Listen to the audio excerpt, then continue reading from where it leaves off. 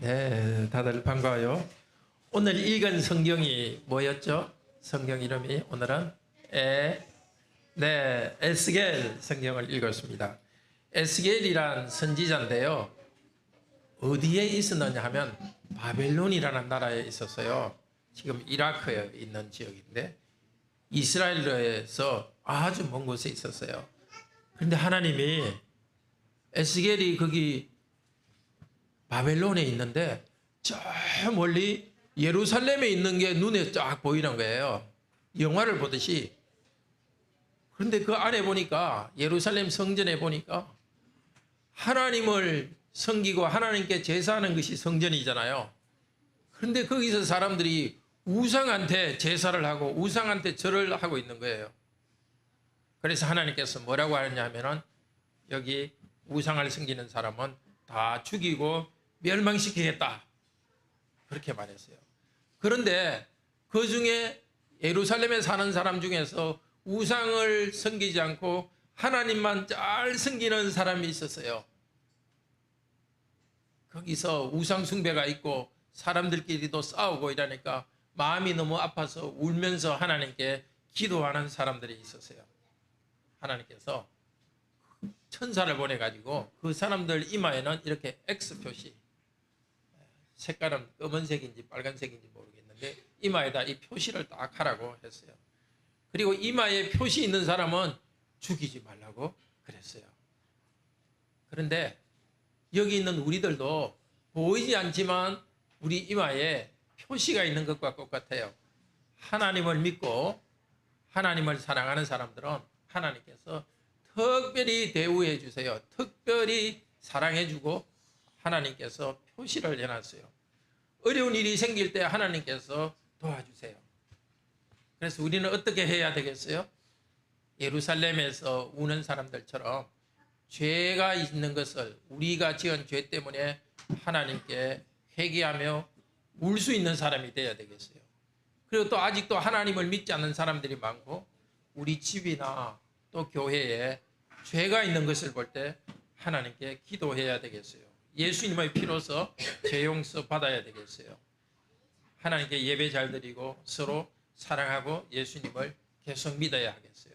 그렇게 살아가는 여러분들, 우리에게는 하나님께서 이마에 보이지 않지만 표시가 되어 있는 것처럼 하나님이 사랑해 주세요. 너는 내 것이다 하고 하나님 표시가 되어 있어요. 어려운 일에서도 지켜주시고 힘든 일이 있어도 하나님이 표시가 있다는 것은 성령님을 통해서 하나님께서 우리와 같이 계세요. 힘든 일이 있어도 실망하지 않고 참고 강하게 나갈 수 있도록 우리를 도와주세요. 보이지 않는 표시가 우리에게 있다는 걸 알고 나는 하나님의 아들, 딸이다. 여러분 자랑스럽게 생각하고 예수님을 믿는 일을 계속하도록 해요. 자, 계속해서 말씀 들읍시다. 잘 가요.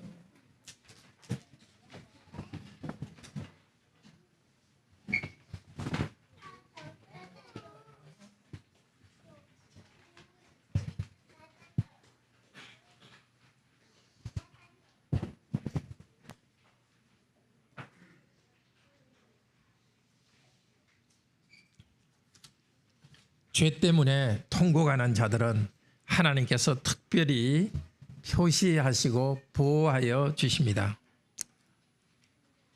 네, 에스겔은 바벨론에 있었는데 거의 1500km 멀리 떨어진 이스라엘, 예루살렘, 그 중에서 성전 안에 무슨 일이 일어나는지를 영화처럼 하나님께서 딱 보여주었어요. 그래서 거기 보았던 것을 에스겔이 성경 말씀으로 기록했습니다.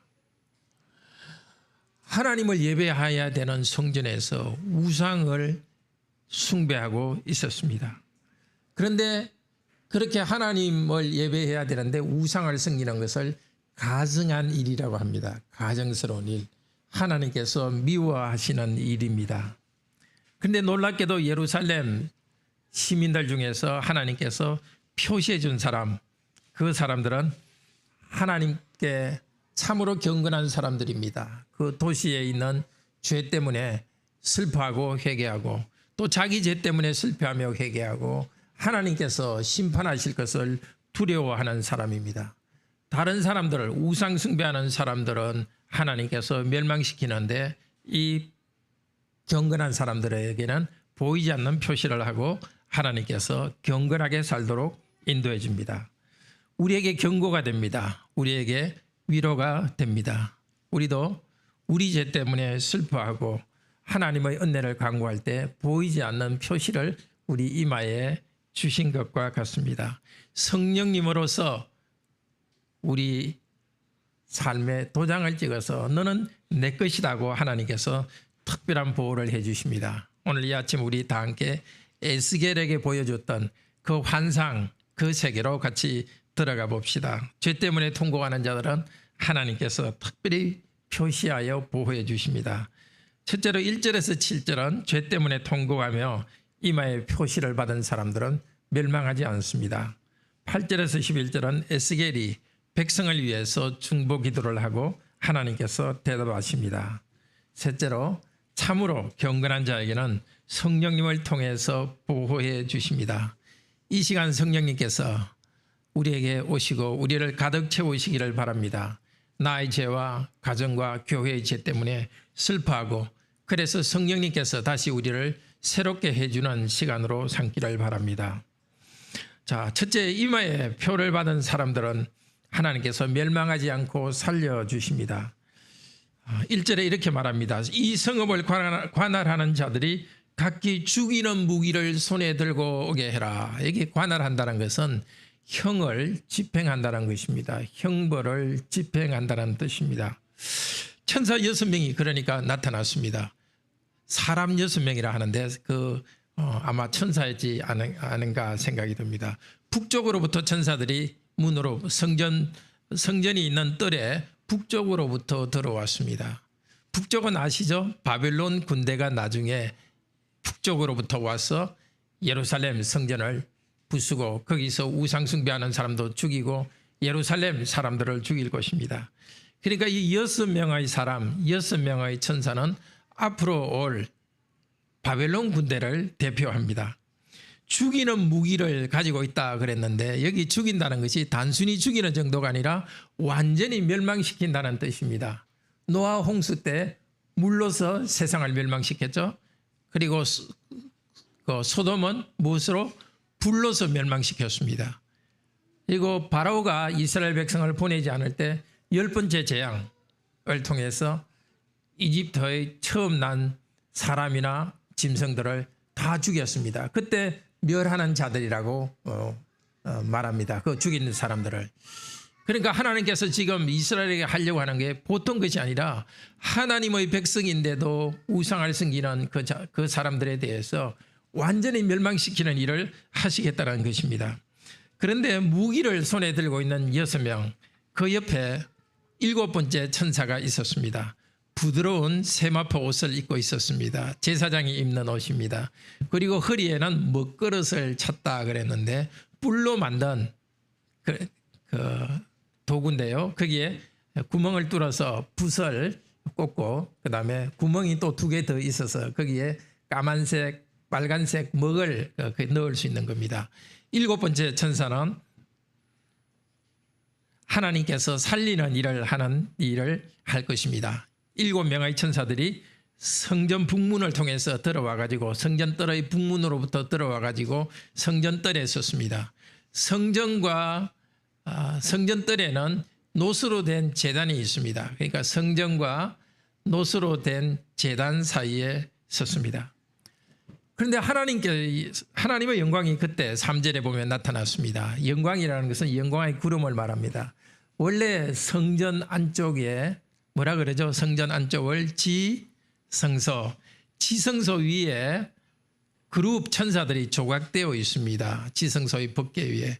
하나님께서는 그곳에 구름 모습으로, 구름 모양으로 보여주면서 하나님이 백성과 함께 계신다는 것을 표시했습니다. 그리고 백성들에게 말할 때 그곳에서 말하셨습니다. 그런데 지성소 안에 있던 하나님의 영광이 성전 문 밖으로 나왔습니다. 하나님께서 지금 떠나시는 겁니다. 이스라엘 백성들을 그렇게 보호하고 사랑했지만 계속 말을 듣지 않기 때문에 이스라엘 백성을 심판하시고 떠나시려고 합니다. 떠나시기 전에 하나님께서 말씀하십니다. 4절에 가는 베옷을 입고 있는 그 천사, 먹그릇을 차고 있는 천사에게 외쳤습니다. 4절에 너는 성읍 가운데에 예루살렘 사이로 지나가라. 그 가운데 행하는 가증한 일 때문에 탄식하며 우는 사람들의 이마에 표를 그리라. 이마에 X표를 그리라고 했습니다. X표지만 사실 동그라미와 같은 것입니다. 하나님께서 특별히 인정해 주는 사람입니다. 예루살렘에 가증한 일이 가득하다고 합니다. 가증한 일이라는 것은 하나님이 미워하시는 우상 숭배하는 것을 말합니다. 그리고 사람이 우상을 숭배하면은 도덕의 기초가 허물어지기 때문에 사람들끼리 미워하고 약한 사람들의 재산을 빼앗고 심지어 죽이기까지 합니다. 그러니까 하나님의 특별한 백성으로 삼았는데도 우상을 섬기고 사람들끼리 서로 정오하고 죽이는 그 일을 보고서 그것 때문에 아주 슬퍼하는 사람이 있습니다. 대부분의 사람들이 우상 숭배하고 제사장도 장로들도 왕도 우상을 숭배하고 있지만은 우상을 숭배하지 않는 거룩한 하나님의 백성들이 거기에 있었습니다. 그들은 자기가 우상을 섬기지 않지만 지위가 높지 않기 때문에 이것을 막을 수도 없고 그래서 마음이 너무 괴로워서 하나님께 탄식하며 우는 사람입니다. 그 성에서 이루어지고 있는 우상 숭배 때문에 사람들 사이에 이루어지고 있는 증오와 사람들 사이의 폭력과 억압을 보고서 너무 안타까워 탄식하는 사람입니다. 우리 성도님들도 그런 탄식과 우는 모습이 있기를 바랍니다. 내 안에 있는 죄, 이 죄를 떨쳐버리지 못하고 계속해서 내가 죄에 매이고 있는 것을 볼 때 정말 슬퍼하며 우시기를 바랍니다. 우리 가정 좀 더 변화되어야 되는데 우리 관악교회가 좀 더 하나님 뜻대로 되어야 되는데 그것을 생각할 때 하나님 앞에서 탄식하며 우는 여러분이 되기를 바랍니다. 하나님께서는 그렇게 탄식하며 우는 사람들은 특별 대우해 주십니다. 그들의 이마에 하나님 표시를 하라고 이 천사에게 말합니다. 그리고 무기를 든 6명의 천사에게 5절 6절에서 말합니다. 너희들은 다니면서 사람들을 다 죽이고 멸망시켜라. 단 이마에 하나님 표시가 있는 사람들은 가까이 하지 말고 죽이지 마라. 여자와 어린아이, 노인들까지로 다 죽이라고 합니다. 가나안 땅에 우상이 가득했기 때문에 하나님께서 요수아를 통해서 가나안 땅에 원래 살던 사람들을 다 죽이는 일을 하셨습니다. 그런데 이제 하나님의 백성이 그렇게 우상 숭배하기 때문에 전에 하나님께서 가나안 민족을 형벌을 처했던 것처럼 하나님의 백성들을 멸망시키려고 하십니다. 죽이는 일을 성소에서부터 시작하라고 합니다. 앞쪽에 오늘 읽은 본문 앞쪽 한 장 전에 8장 10절 12절에 보면은 장로 70명이 우상 숭배하는 성전에 있는 방 안에 들어가 가지고 우상들에게 향을 피우면서 섬기는 것이 나왔습니다. 그리고 8장 16절에는 바로 이 천사들이 서 있는 이곳에 25명의 사람들이 동쪽으로 태양신을 향해서 절을 하고 있는 모습이 있었습니다. 늙은이부터 죽이라 하는 것은 성경의 늙은이, 노인은 장로와 같은 말입니다. 나이가 들기도 했겠지만 장로들로서 모범을 보여야 되는데 오히려 거꾸로 성전에서 우상 숭배하는 그들부터 죽이라고 합니다. 하나님께서 이미 성전을 버리셨습니다. 하나님께서 거룩한 백성과 함께 언약을 맺으시고 하나님께서 그들을 만나는 장소인 이곳에서 하나님만을 경배하지 않고 우상을 숭배하는 이곳, 더럽혀진 이곳을 하나님께서 버렸습니다. 그리고 무기를 든 천사에게 말합니다. 이 뜰에서부터, 성전 뜰에서부터 우상 숭배하는 사람을 죽여서 시체를 뜰에서 성전 뜰에다 거기 내버려 두어라. 시체가 내버려 두시면은 그것이 더럽혀지게 되는 것입니다. 이미 백성들이 하나님을 섬기지 않고 더럽혔기 때문에 그래 하면서 하나님께서 이 성전 건물 자체가 효과가 있는 것은 아니다는 표시로서 하나님께서 시체를 그곳에 늘어지게 만드십니다. 이스라엘의 장로들은 우상도 섬기고 하나님을 섬기면 2개니까 아니 3개, 4개 더 많은 우상을 섬기니까 정말 여호와 하나님께서 나한테 은혜를 안 주시면 우상한테 받아야지 하면서 혼합 종교에 빠져 있었습니다. 그곳을 하나님께서 형식적인 종교만 남아있고 형식적인 하나님 경배만 남아있고 우상을 섬기는 그곳에 있는 사람들을 멸하십니다. 우리 형제자매님들, 이마에 표를 받은 구약 성도들을 본받읍시다. 하나님만 높이고 하나님만 경배합시다. 그리고 우리 서로 하나님께 주시는 힘을 얻어서 믿음 안에서 서로 사랑할 수 있도록 합시다. 우리가 할 수 있는 대로 우리의 가정, 우리 교회, 또 더 나아가서 내가 속한 직장에 하나님의 사랑과 의가 있는 공동체로 만들도록 합시다. 우리 죄를 볼 때 통곡하며 회개합시다. 우리 가정의 또 우리 교회의 부족함을 보고 하나님께 통곡하며 부르짖읍시다. 우리 사회의 죄에 대해서도 슬퍼하며 기도합시다. 그럴 때 하나님께서는 우리에게는 보이지 않지만 하나님의 표시를 우리에게 두시고 우리를 특별히 보호하십니다. 이제 8절부터 11절은 에스겔이 백성을 위해서 중보 기도하고 하나님께서 대답하십니다. 8절에 에스겔은 혼자 남았습니다. 이 이스라엘을 멸망시킬 그 천사가 바깥으로 나가고 성전 바깥으로 나가고 에스겔 혼자 남았을 때 이렇게 기도합니다. 8절에서 아하 주 여호와여, 예루살렘을 향하여 분노를 쏟으시오며 이스라엘의 남은 자를 모두 멸하려 하시나이까.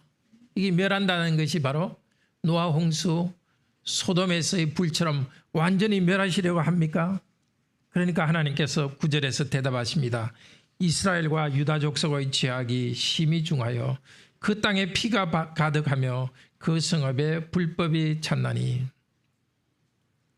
이스라엘 남북으로 분단되었던 북쪽 지역을 이스라엘이라 합니다.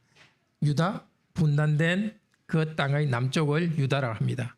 북쪽 유다 이스라엘은 이미 아수르에 의해서 멸망했습니다. 150년, 130년 전에요. 그리고 이제 남쪽 유다만 남았는데 하나님께서 보실 때에 거기에 무엇이 가득하다고요? 피가 가득하고 성읍에 불법이 찼나니. 하나님께서 세상을 창조하실 때 생육하고 번성하여 땅에 충만하다, 땅에 가득하라고 말했습니다. 사람들의 생명이 인구가 많아지고 사람들이 땅에 가득해야 되는데 이 이스라엘 하나님이 택한 이 유다는 하나님의 뜻과 반대로 행합니다. 사람이 살고 사람을 더 돕고 세우는 것이 아니라 거꾸로 사람을 죽여서 피를 가득하게 하고 불법이 가득하게 합니다. 하나님께서 주신 축복을 거둬차는 이 백성을 하나님께서 멸망시키려고 합니다. 그런데 이들은 하나님께서 그들의 죄 때문에 벌하시는 것을 이미 경험하고 있습니다. 에스겔이 환상을 본 이보다 몇 년 전에 이미 하나님께서 이스라엘 백성들 중에 상당히 많은 고위직 사람들은, 귀족들은 바벨론으로 끌고 가면서 포로로 잡아가고 일부는 죽이고 하나님의 심판을 이미 당했습니다. 심판을 당했으면 회개해야 되는데 어떻게 말하느냐? 8절 9절 보십시오. 여호와께서 이 땅을 버리셨으며 여호와께서 보지 아니하신다. 그들이 심판받는 것이 하나님께서 우리를 버리신 것의 증거다. 그러니까 어차피 하나님 우리를 버리셨으니까 우리를 보지도 않으니까 계속 죄를 짓자, 이렇게 생각이 나가는 것입니다. 하나님의 벌을 받았으면 정신 바짝 차리고 회개하고 돌아가야 되는데 갈 대로 가자, 어차피 벌 받는 거. 하나님을 반항하는 상태까지 나갔습니다. 사람이 죄를 지을 수 있습니다. 그렇지만 죄를 지으면 하나님께서 우리 양심에 경고합니다. 그러면 회개하는 것이 당연하지 않습니까? 죄를 짓고도 하나님의 형벌이 오고 있는데도 뭐 이 정도야, 하나님이 보지 않으니까 우리 마음대로 하자, 그런 자세를 갖지 말기를 바랍니다. 하나님께서 이 이스라엘을 완전히 소돔처럼 또 저 노아 시대처럼 하나님의 백성을 죽이려고 하시는 것은 그들이 반항하기 때문입니다.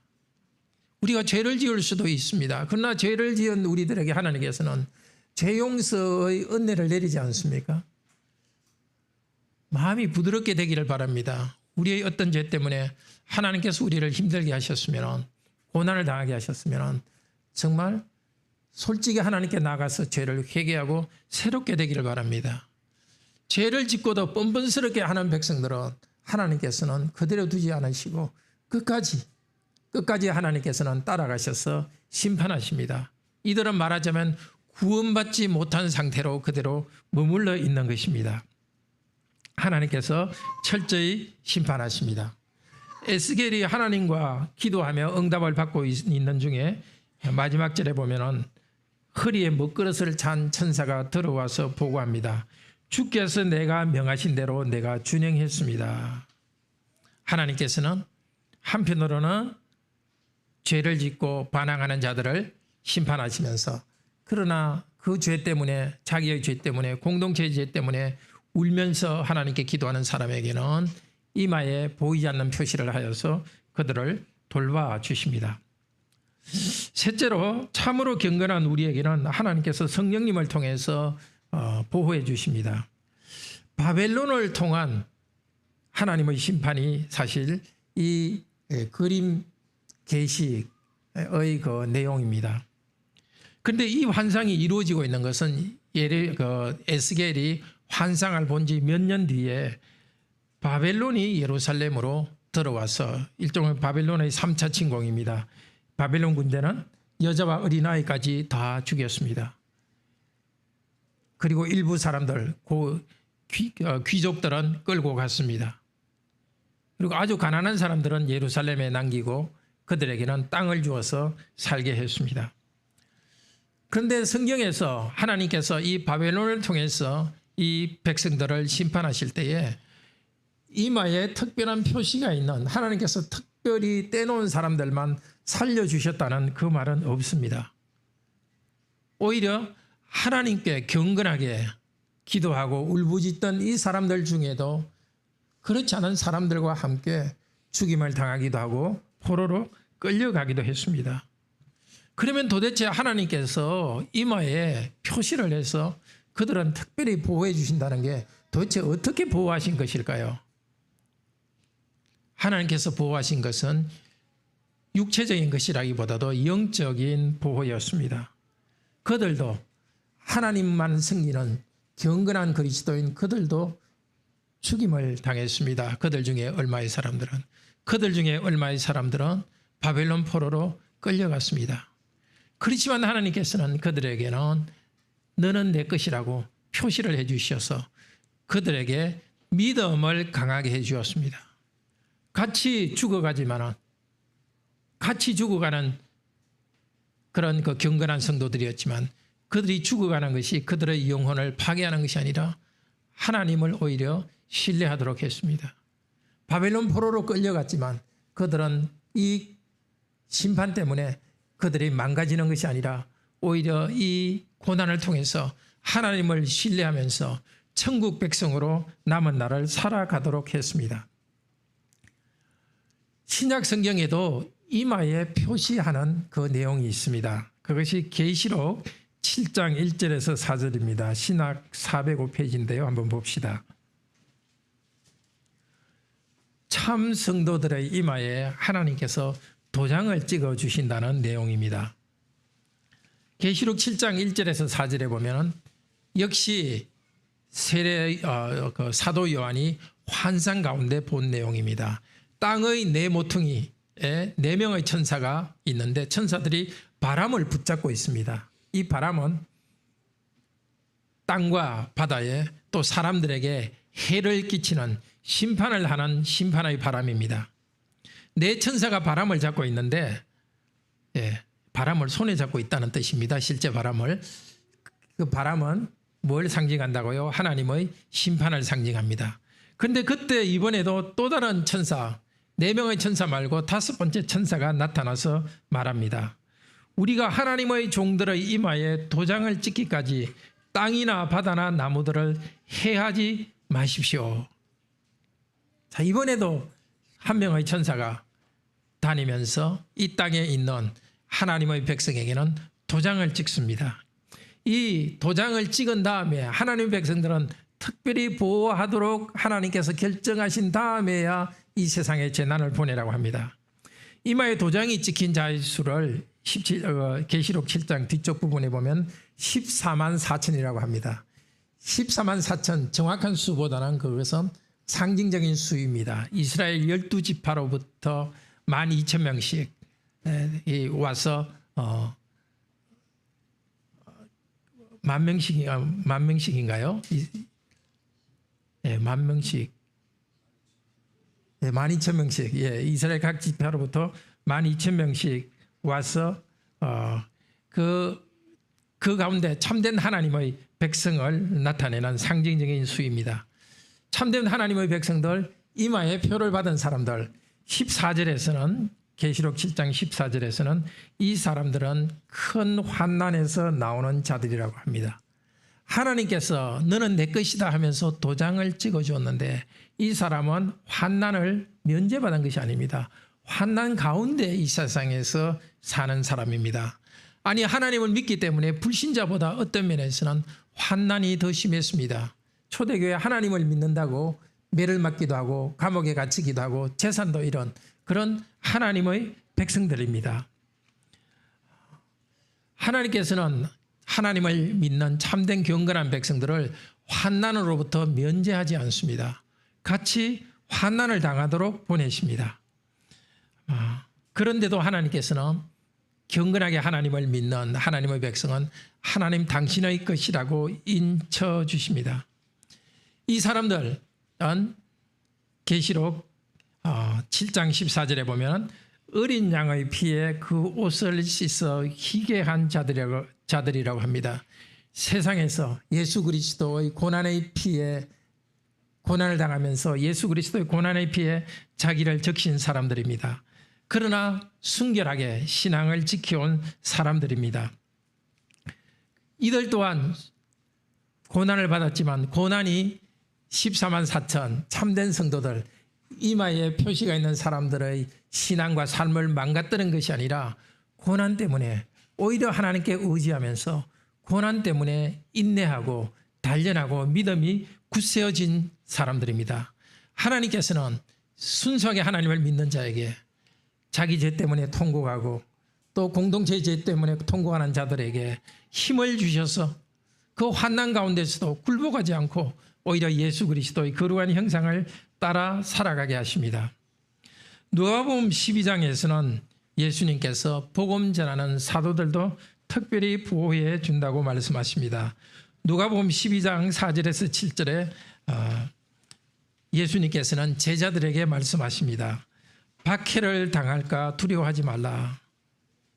핍박받는 것을 두려워하지 마라. 그리고 12장 7절은 말합니다. 너희에게는 심지어 머리털까지도 다 세신 바 되었나니. 제자들이 복음을 전할 때 고난이 있을 것입니다. 핍박이 있을 것입니다. 그러나 성도들, 고난당하고 핍박받는 성도의 머리카락 개수까지 하나님께서 다 기억하고 섭리 가운데 보호하신다고 합니다. 그래서 이 세상에서 많은 어려운 가운데 있더라도 몸은 죽일 수 있어도 죽음 이후의 세계와 우리의 영혼에 대해서 어떻게 할 수 없는 그 사람들을 두려워하지 말라고 합니다. 우리에게 주는 말씀입니다. 하나님의 말씀대로 살아가고 하나님 말씀을 전할 때 사람을 두려워하지 맙시다. 오히려 우리에게 머리털까지도 다 세시면서 세심하게 보호하시는 하나님을 의지합시다. 그리고 누가복음 12장 11절 12절은 이 성도들이 사도들이 복음을 전할 때에 성령님을 보내주어서 성령님께서 지혜를 주겠다고 성령님을 약속하셨습니다. 사도들에게만 주어진 복이 아닙니다. 여기 오늘 예배드리는 진정으로 하나님을 경외하는 우리 모두에게 주신 복입니다. 에베소서 1장 13절은 이렇게 말합니다. 에베소서 1장 13절입니다. 그 안에서 그리스도 안에서 너희도 진리의 말씀 곧 너희 구원의 복음을 듣고 그 안에서 또한 믿어 약속의 성령님으로 인치심을 받았으니. 인치심이 바로 도장 찍는 것입니다. 예수 그리스도의 복음을 듣고 믿을 수 있도록 하나님께서 성령님을 우리에게 보내주었습니다. 성령님이란 도장을 우리에게 찍어주셨습니다. 우리 기업의 보증이 되사 그 얻으신 것을 속량하시고 그의 영광을 찬송하게 하려 하심이라. 하나님께서는 우리 성도님들에게 복음을 들려주시고 복음을 믿을 수 있도록 성령님을 보내주시고 성령님께서 우리와 함께 하십니다. 그래서 성령님 우리와 함께 하시는 것은 성령님으로 우리의 몸에 도장을 찍은 것이라고 비유합니다. 도장은 뭡니까? 도장의 주인의 것이라는 문서에 도장이 찍히면은 그 도장에 새겨진 사람의 소유라는 뜻이 아닙니까? 하나님께서는 우리를 하나님 당신의 소유로 삼으셨습니다. 너는 내 것, 너희는 내 것이라고 삼아주셨습니다. 특별히 많은 일을 해야 되는 것이 아니라 예수 그리스도의 복음을 듣고 믿은 성도에게는 하나님께서는 너는 내 것이라고 우리를 보호하십니다. 성령님을 보내주셔서 하나님적인 성품이, 성령적인 성품이 우리에게 나타나도록 합니다. 갈라디아서 5장 22절 23절은 성령님의 열매를 이렇게 말합니다. 사랑과 기쁨, 사람들 사이에 사랑과 기쁨의 열매를 맺도록 성령님이 일하십니다. 평화와 오래 참음과 자비와 양선과, 양선이라는 것은 착함이라는 뜻입니다. 충성과 온유와 절제, 사람 사이에 억압하는 것이 아니라 사랑하고 평화와 기쁨을 누릴 수 있도록 성령께서 일하십니다. 예수 그리스도의 사람이신 우리 성도 여러분은 탐심을 예수 그리스도의 십자가에서 못 박았습니다. 우리는 성령님으로 새롭게 되었으니 성령님을 통하여서 행동하게 하셨습니다. 형제자매 여러분, 이제 환난이 올 때마다 기억합시다. 하나님께서는 이 환난 가운데 내 머리카락 하나도 땅에 떨어지지 않도록 내 머리카락 하나까지 구체적으로 세시고 세심하게 나를 보호하신다는 이 사실을 기억합시다. 환난 가운데 성령께서 함께 하셔서 도장을 찍듯이 너는 내 것이라 하시면서 성령적인 사람으로 우리를 만들어 가십니다. 성령님의 보호가 있으니 회개하는 삶을 계속 살아갑시다. 나와 우리 공동체의 죄를 회개하며 성령님 안에서 새로운 삶을 살아갑시다. 고난은 우리를 망가뜨리지 않습니다. 하나님께서는 왼손으로 우리를 고난에 빠뜨리시지만 오른손으로 우리를 붙들어 주십니다. 고난 가운데 단련되어서 믿음의 사람으로 성장하게 하는 것, 이것이 바로 이마에 표시가 있는 사람들의 복입니다. 성령께서 함께 하셔서 죄와 타협하지 않고 회개하면서 거룩한 사람으로 자라나가게 하는 것, 그것이 보이지 않는 우리 이마에 새겨진 하나님의 도장입니다. 우리 다 같이 하나님 은혜를 감사하면서 찬송 494장 찬송합시다.